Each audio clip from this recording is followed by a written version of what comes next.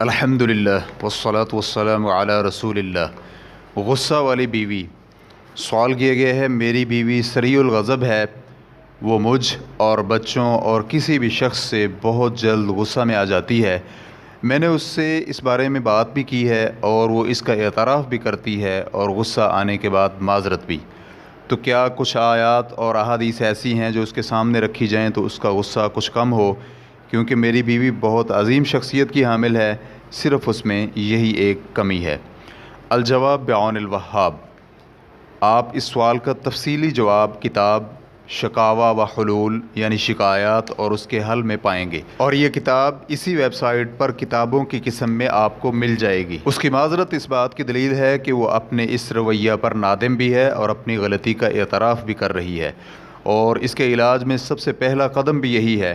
آپ گھر میں اس کے مقام و مرتبہ کی طرف توجہ دلائیں کہ وہ تو اپنی اولاد کے سامنے ایک نمونہ اور آئیڈیل کی حیثیت رکھتی ہے، اور ایسا غلط قسم کا اخلاق جو کہ کسی بھی حالت میں صحیح نہیں، ان کی طرف بھی منتقل ہو سکتا ہے اور ان کی شخصیات پر بھی اس کا اثر ہونے کا اندیشہ ہے، تو اس طرح اس غلطی کا اثر بہت پھیل جائے گا۔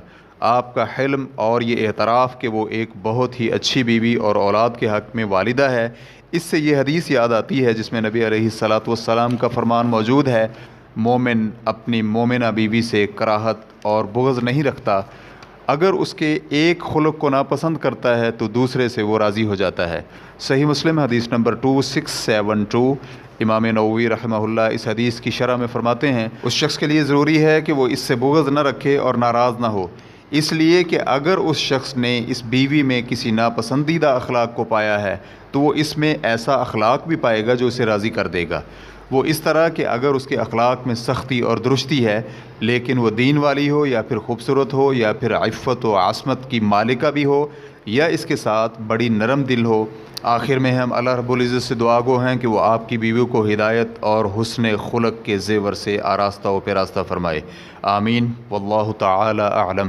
اسلام کیو اے ریکارڈنگز، مؤسسۃ الشیخ محمد صالح المنجد، المملکۃ العربیۃ السعودیہ، فتویٰ نمبر 3171۔ والسلام علیکم ورحمۃ اللہ وبرکاتہ۔